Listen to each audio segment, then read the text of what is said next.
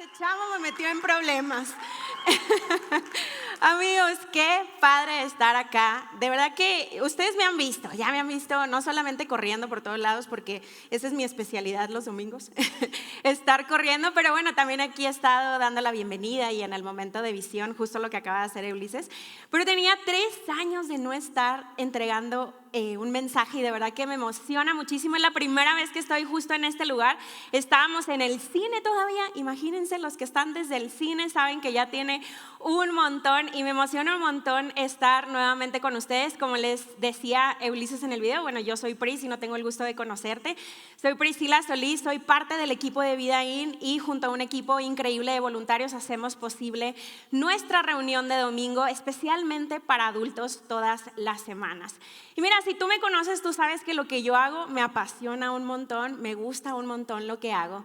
Y es por eso que entiendo y sé la gran responsabilidad que tengo de estar parada aquí en este lugar entregando este mensaje. Y de verdad que te agradezco un montón, no solamente por estar acá, sino también por recibirme de esa manera tan padre. Y mira, si estuviste con nosotros el domingo pasado, sabes que tuvimos nuestra última noche de alabanza y bautizos y esto es algo que nos emociona un montón porque aparte de que es algo muy, muy emotivo ver que 7 personas se bautizaran y que pudimos cantar juntos en una reunión diferente, pues también tuvimos la oportunidad de iniciar una nueva serie de mensajes que hemos llamado Pecadores como ustedes. Pecadores como cada uno de ustedes, yo estoy exenta de eso. Para nada, fuera de toda broma, es pecadores como yo y definitivamente es una palabra súper, súper fuerte. Y mira, si tienes tiempo viniendo con nosotros, tú seguramente has escuchado que nosotros enfatizamos en un punto muy importante que consideramos que es un punto crucial. Y es que el fundamento, nuestra fe se fundamenta en la resurrección de Jesús. Y esto no solamente es la base de nuestra fe, sino que también es el motor que impulsó el movimiento de la iglesia, de la que hoy tú y yo somos parte, de la que hoy tú y yo podemos disfrutar. Y ahora, esto nos lleva a una pregunta fundamental. Esto nos lleva a una pregunta muy importante. ¿Cómo podemos estar seguros de que Jesús realmente resucitó?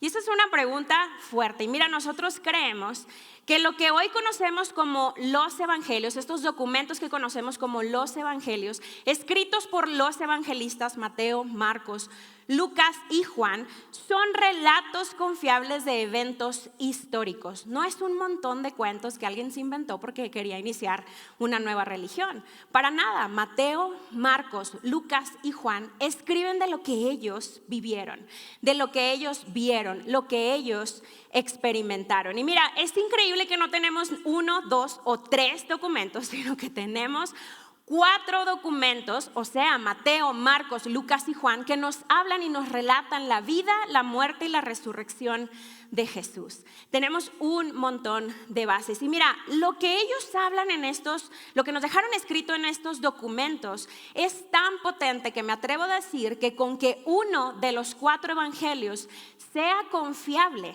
nuestra fe está en un lugar seguro. Y mira, si te cuesta creer todo esto de Dios, tal vez estás acá por primera vez o tienes poco tiempo viniendo con nosotros y eres has pensado, bueno, ustedes me caen bien, ustedes lo que hacen está chido, pero realmente no creo lo mismo que ustedes. Está bien, pero quiero pedirte algo. No deseches el cristianismo por los cristianos que has conocido. O incluso porque la versión del cristianismo con el que creciste simplemente no te hace sentido. Mi invitación para ti el día de hoy es que leas estos documentos, Mateo, Marcos, Lucas y Juan. Pero mira, no los leas pensando estoy leyendo la Biblia, sino que estás leyendo lo que ellos dejaron escrito porque ellos lo vieron con sus propios ojos, lo escucharon con sus propios oídos y sobre todo y muy especial, lo tocaron incluso con sus propias manos. Y mira, me parece, hay algo muy interesante de hecho de las biografías de Jesús, que si tú te pones a leerlo, sabes que encontraremos cosas muy vergonzosas, que de hecho cosas que no los dejan muy bien parados. Por ejemplo, leemos en estos libros que Pedro, y si has escuchado de Pedro o has leído de Pedro, era este atrabancado discípulo de Jesús que decía, yo voy a dar mi vida por Jesús. Y luego más adelante lo niega 3 veces. Y luego ahí mismo leemos que cuando Jesús fue arrestado en el huerto de Getsemaní, todos sus amigos, los más cercanos, estos que hoy conocemos como los héroes de la fe, lo abandonan, lo dejan solo. Y un punto muy importante que de hecho para mí siendo mujer me parece muy importante, cómo es que las mujeres fueron las primeras que llegaron a la tumba después de que Jesús resucitó.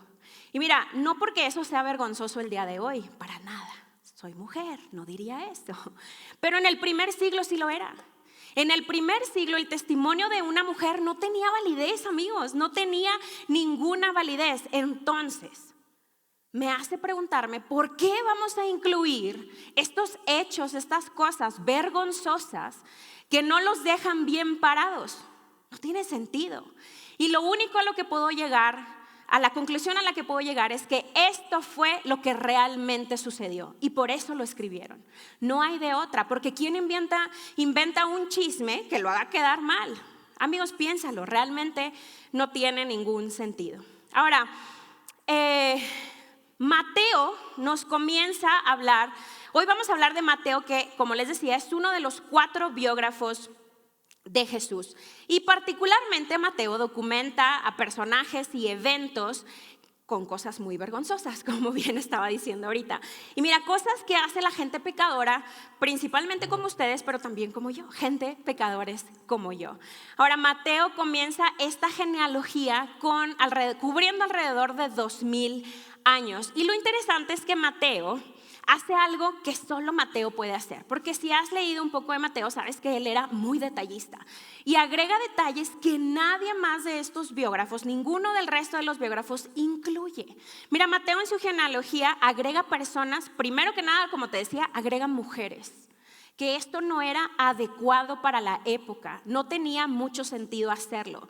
Incluye personas que están relacionadas con eventos escandalosos y sobre todo que son muy penosos, que son muy vergonzosos. En fin, Mateo hace esto de agregar a su genealogía nombres de personas que no le ayudaban a su tesis. Ahora, ¿cuál era la tesis de Mateo? Mateo inicia el primer libro que él escribe, en el primer capítulo, en el primer versículo diciendo: Jesús es el Mesías. Este era el punto principal de Mateo. Ahora, muy importante, amigos, tenemos que recordar que Mateo está escribiéndole principalmente a los judíos. Entonces, decir esto era algo muy fuerte para este judío del primer siglo. Y no solamente lo que está diciendo Mateo es, no solamente Jesús es un maestro muy interesante, no es solamente una persona, sino que es el Mesías, el Rey de Reyes, el Rey que Dios vino a establecer su reino. Y mira, al exponer su caso, Mateo hace algo muy, muy importante, algo muy brillante. Fíjate, Mateo resalta lo peor de lo peor para presentarnos a lo mejor de lo mejor. Y eso es algo que no era antes visto. Y mira, en la genealogía, que ahorita la vamos a ver, él incluye a los parientes imperfectos de Jesús. Incluye ese árbol genealógico que no era para nada perfecto. Y a mí me gusta pensar que él lo estaba haciendo porque estaba pensando en mí, pero también estaba pensando en ti, para que hoy tú y yo pudiéramos recordar y concluir que hombres y mujeres con un pasado vergonzoso no son una vergüenza para Jesús. Y me gustaría que la voy a volver a leer para que la vuelvas a procesar.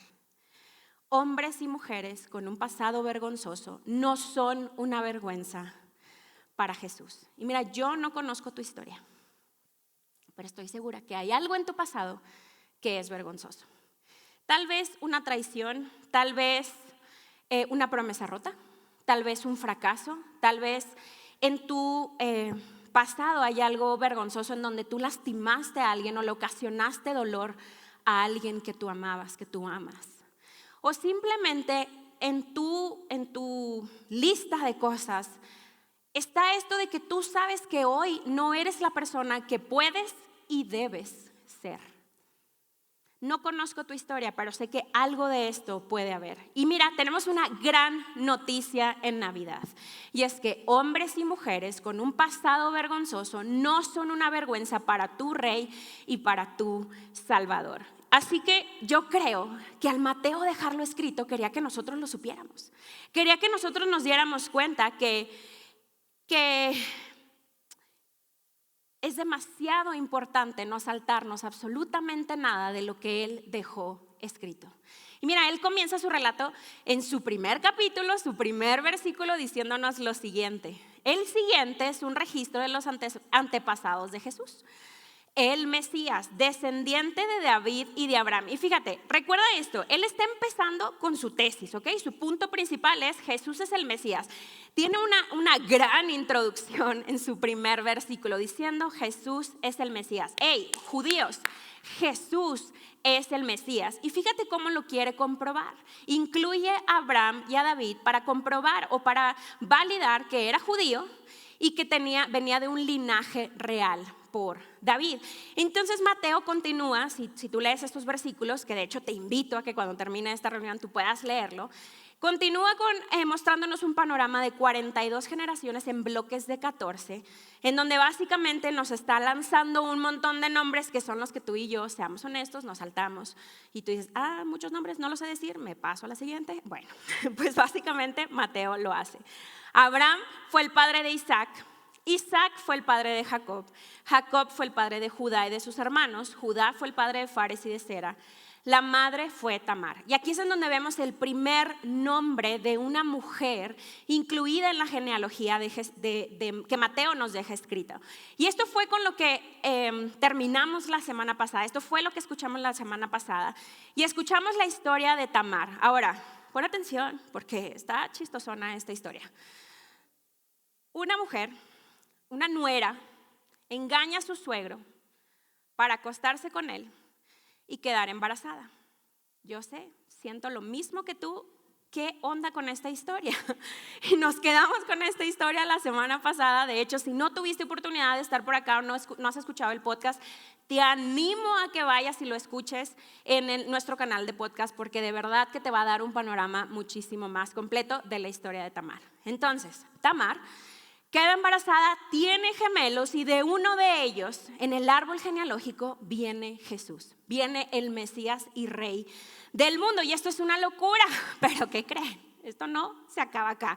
Todavía vienen más locuras en esta genealogía de Jesús. Ok, continuamos. Fares fue el padre de Esrón. Esrón fue el padre de Ram. Ram fue el padre de Aminadab. Y Aminadab fue el padre de Nazón. Y yo sé lo que estás pensando porque yo también lo estoy pensando. Mateo, ¿no le puedes dar más rapidito? O sea, no podemos ya llegar a la ciudad de Belén, a la pequeña ciudad de Belén donde los pastorcillos iban presurosos y la pandereta y todas esas cosas de los villancicos. O sea, ¿para qué tantos nombres? Y me encanta imaginarme a Mateo escribiendo y pensando, no, el contexto es importante. El contexto es importante para que entendamos el impacto que el nacimiento de Jesús tiene para todos nosotros. Continuamos. Nazón fue el padre de Salmón. Salmón fue el padre de Boz. Su madre fue Rahab. Boz fue el padre. ¡Wow! Una mujer más en una lista de hombres. Una madre en una lista de padres. ¿Quién es Rahab? ¿Dónde está? Si tú ya te sabes la historia, no te adelantes en tu cabeza, sígueme porque esto se está poniendo bueno. Ok, Rahab era muy conocida en su ciudad. Era tan conocida, de hecho, que tenía un apodo. Un apodo así como cuando yo les digo Luis Miguel, ustedes piensan que él es el Sol de México, exacto. O por ejemplo, Michael Jackson es el rey del pop. O si eres de una generación un poquito más atrás, quise cubrir a todos. Elvis Presley es el rey del rock, exactamente, básicamente. Bueno, el de Rahab no era tan lindo, ¿ok? Pero el apodo de Rahab en la versión Reina Valera de la Biblia era Rahab la ramera.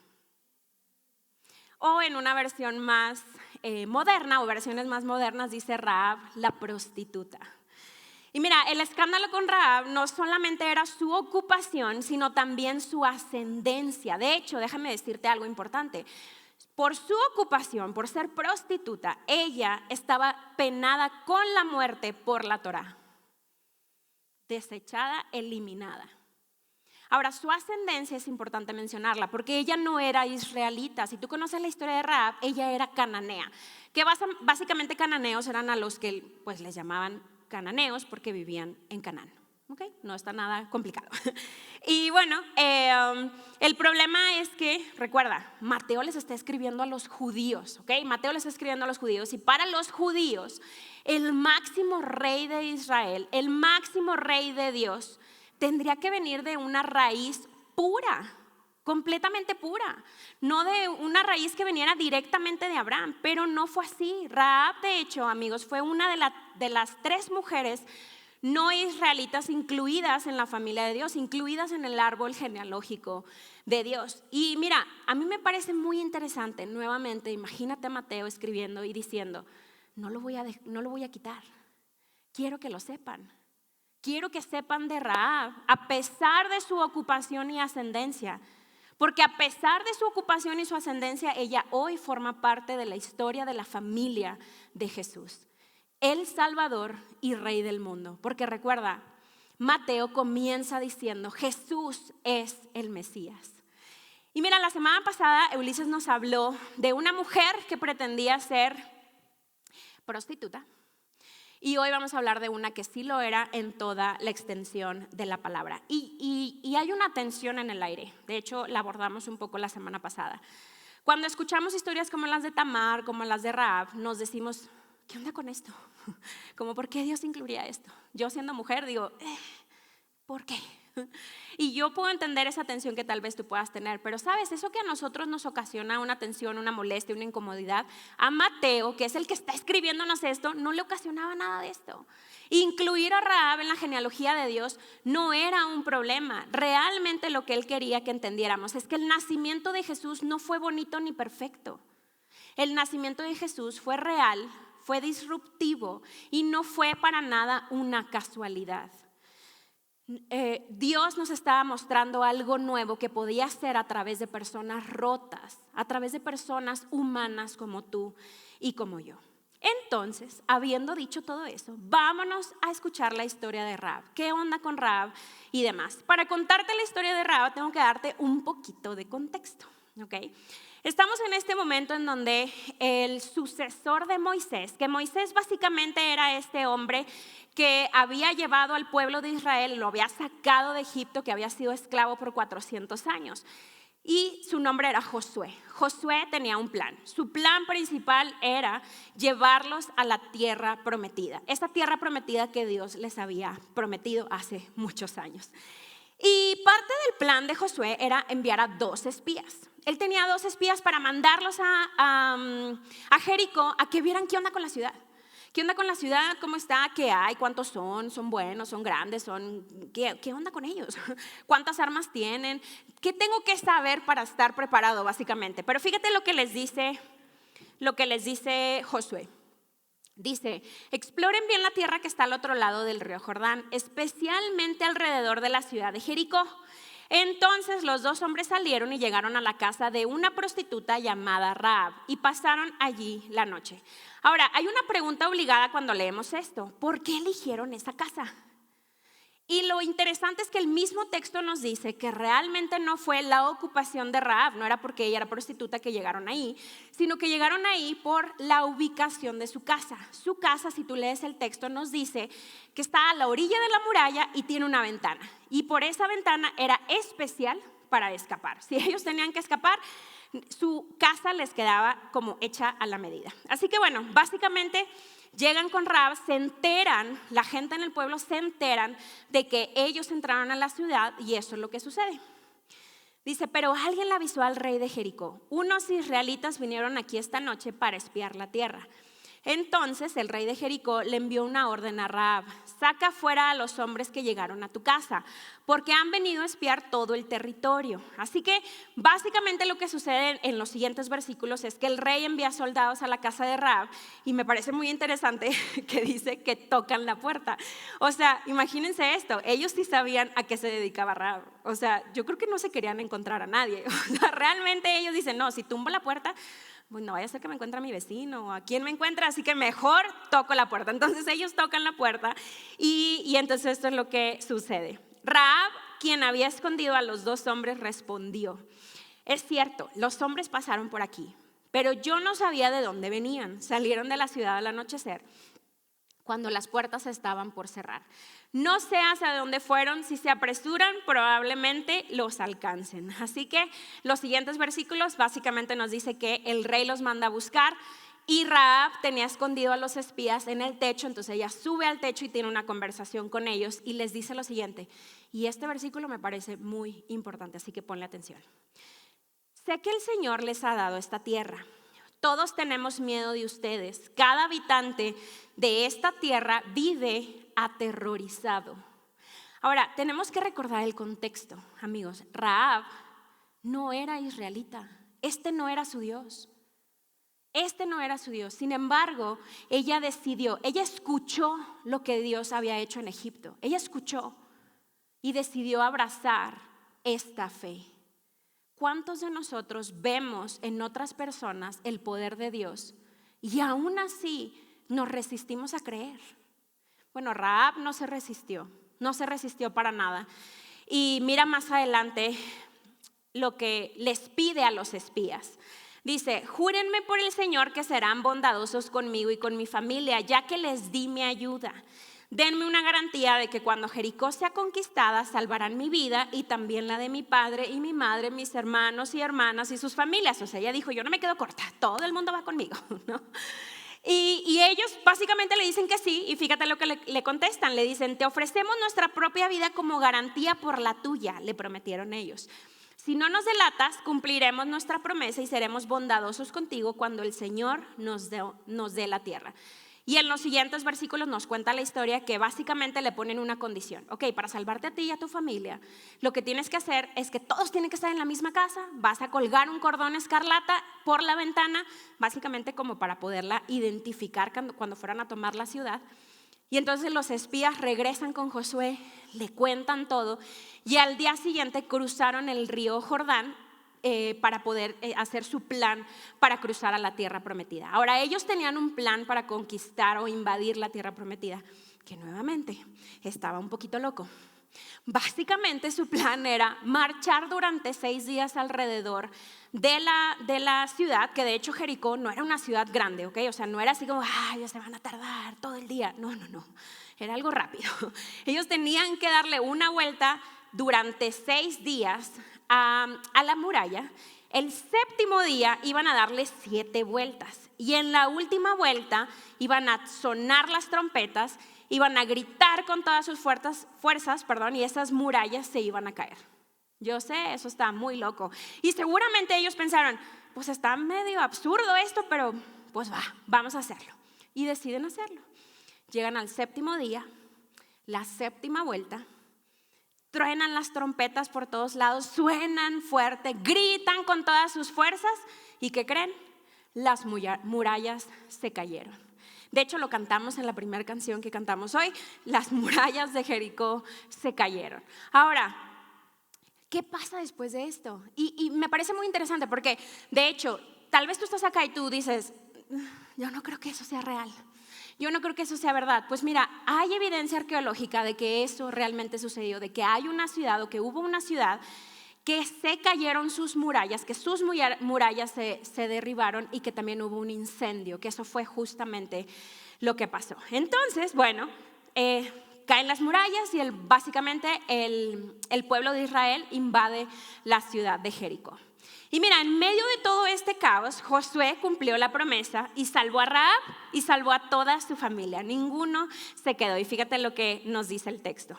Así que Josué le perdonó la vida a la prostituta Rahab y a los parientes que estaban en su casa, porque ella escondió a los espías que él había enviado a Jericó. Y Rahab vive con los israelitas hasta el día de hoy. Me encanta eso que pusimos en amarillo. Vive con los israelitas hasta el día de hoy. Es una clara señal del impacto que tiene. Una decisión, una persona lo cambió todo para su familia. Al día de hoy, ellos siendo cananeos, Rahab y su familia siendo cananeos, se unen a la familia de los israelitas. Tienen el mismo Dios. comparten. Seguramente Rahab se casó con uno de ellos. Y a lo capaz que era Salmón, uno de ellos, ¿verdad? En uno de los espías, quiero decir, no lo sé. Pero mi punto es, qué impresionante el impacto que tiene una decisión, en este caso el de Rahab. Y mira, no solamente esto, esta clara señal, no solamente es el impacto de esto, sino que yo creo que Rahab nunca se imaginó que ella iba a pasar a ser la tátara, ya me cansé de tátaras, pero si mis cálculos no me fallan, es la número 28 veces tatarabuela de Jesucristo. ¿Te imaginas el impacto para alguien que tenía ese apodo tan fuerte, tan feo? Pasó a ser la tátara por 28 abuela de Jesucristo.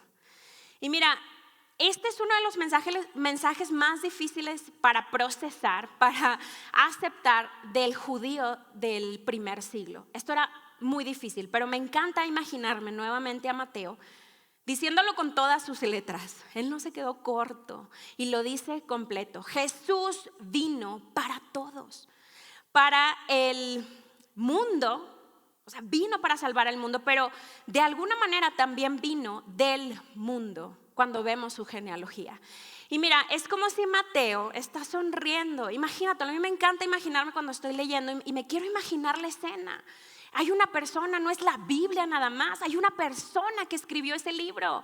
Y en este caso sabemos que es Mateo y yo digo, él estaba escribiendo y seguramente estaba pensando en Rahab. O sea, puso ahí en la genealogía Rahab. Y seguramente su mente se fue a otro lado pensando y diciendo, Rahab, una mujer en el primer siglo, una cananea, o sea, no era israelita, amigos, no era una raíz pura, una cananea. Y muy importante, una mujer con un pasado bastante cuestionable. Sin duda, no tendríamos a Rahab en nuestra lista de conexión con alguien de una familia religiosa. No hay forma. ¿Cómo la incluiríamos? Mira, yo me imagino nuevamente que Mateo está escribiendo y está pensando en su propia historia. Porque Mateo, al igual que Rahab, también tenía una etiqueta. También tenía una etiqueta por la cual tú y yo lo conocemos hoy. Y esa etiqueta, si tú creciste en la iglesia, ya te la sabes y la estás repitiendo. Y es Mateo, el recaudador de impuestos.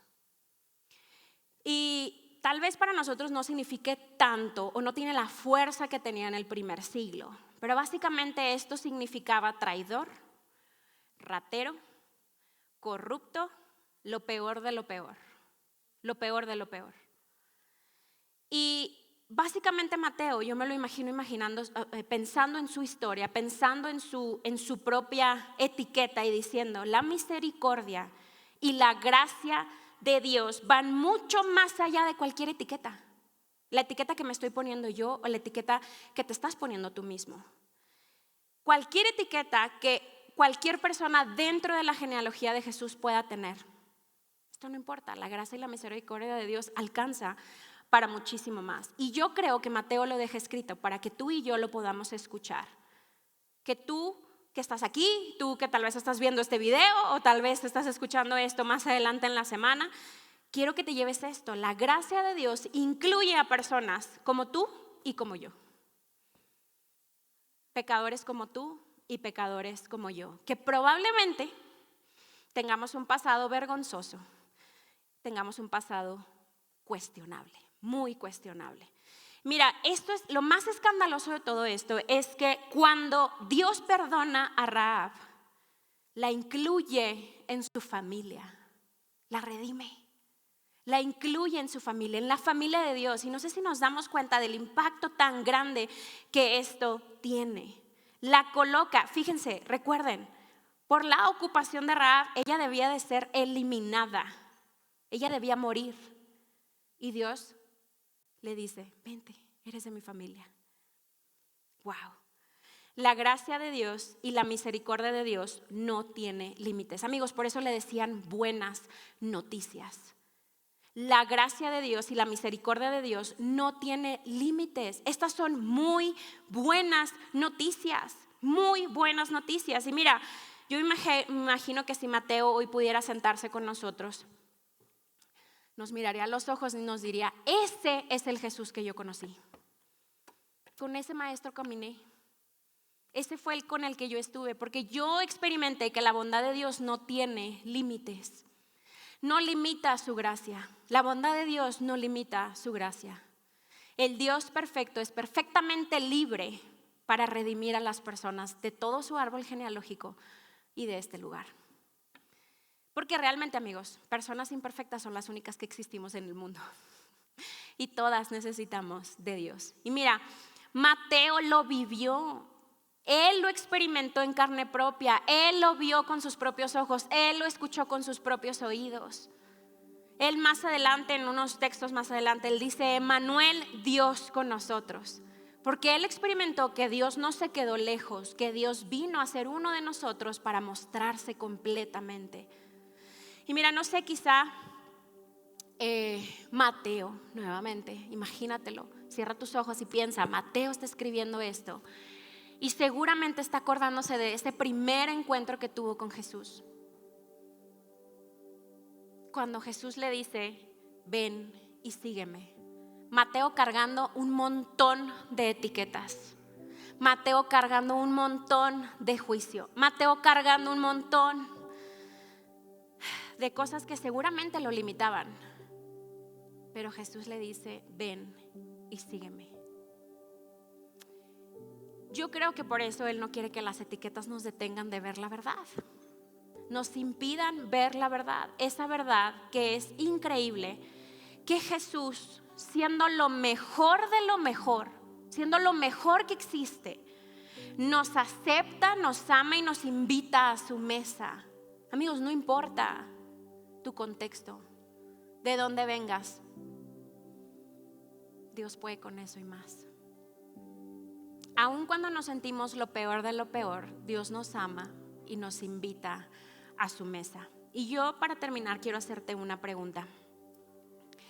¿Alguien te ha puesto una etiqueta? Y tal vez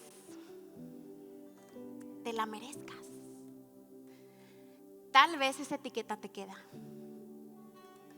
O tal vez ni siquiera sabes por qué la tienes, ¿ok? Tal vez ni siquiera sabes por qué tienes esa etiqueta, por qué te la pusieron, tal vez no lo sabes. Pero el punto es que llevas contigo a todas partes esa etiqueta. Y limita tus decisiones, limita tus relaciones, limita tu vida laboral, limita tus sueños, limita todo. Porque tal vez tú mismo te estás poniendo esa etiqueta y la verdad es que la vergüenza no te permite verte al espejo más que a través de ese filtro, de esa etiqueta. Amigos, yo creo que muchas veces nosotros somos nuestros peores jueces.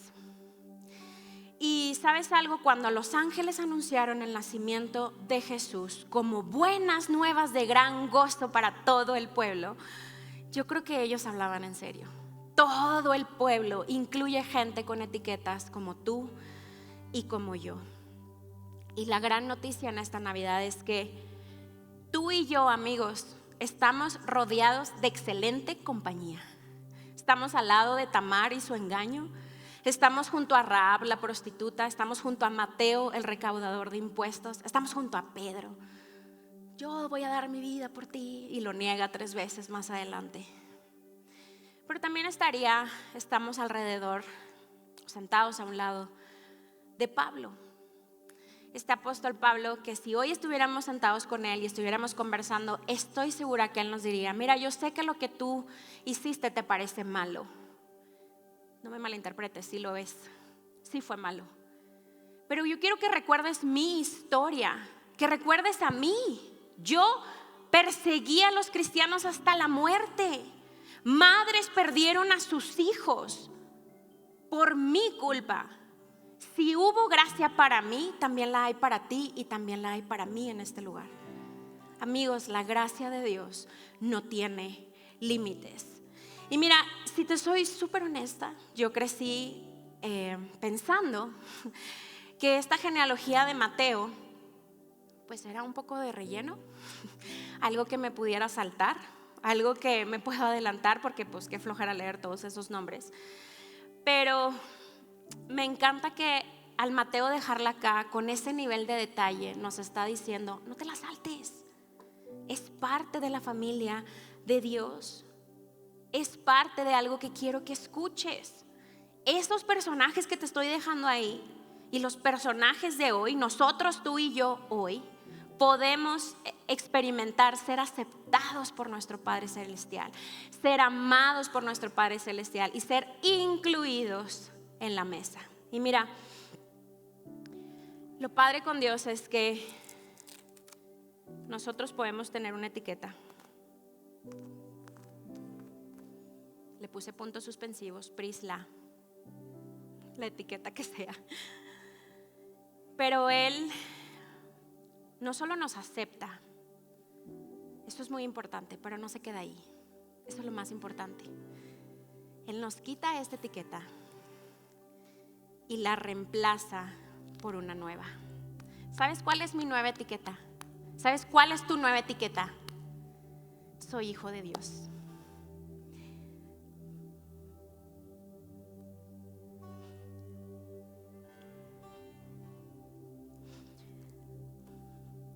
Somos los hijos y las hijas.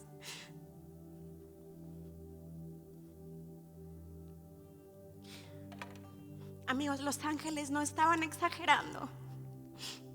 Son buenas nuevas de gran gozo. Son nuevas, buenas nuevas de gran alegría para todos. Somos los hijos y las hijas de Dios. Y Mateo nos diría, ¿sabes? Yo comprendí que mi vieja etiqueta, esta que me quité, no vale nada. Es irrelevante porque ahora tengo una mejor. Tengo una mejor que me hace ser hijo de Dios. No solamente un recaudador de impuestos. Esta es nuestra nueva etiqueta. Así como Mateo, hoy tú y yo somos los hijos y las hijas de Dios. Permíteme orar. Gracias, Padre, porque tu amor no tiene límites, Señor. Y hoy podemos recordar a través de la historia de Rahab, la semana pasada que escuchamos de Tamar, Padre, que tu amor va mucho más allá de lo que nosotros pudiéramos incluso entender. Señor, y yo te doy gracias por cada persona que está acá, porque todos aquí caminamos con una etiqueta, Padre. Y yo te quiero pedir, Padre, que este mensaje pueda llegar directo al corazón, Señor, y que podamos atrevernos a dar ese paso de fe, quitarnos esa etiqueta vieja y reemplazarla por la etiqueta que tú nos das, que somos tus hijos. Gracias, Padre, porque eso no tiene sentido y tú lo hiciste como quieras, Señor. Gracias por tu amor, gracias por tu provisión, Señor, y permítenos disfrutar de esta nueva etiqueta a partir de hoy. En el nombre de Cristo Jesús, amén y amén.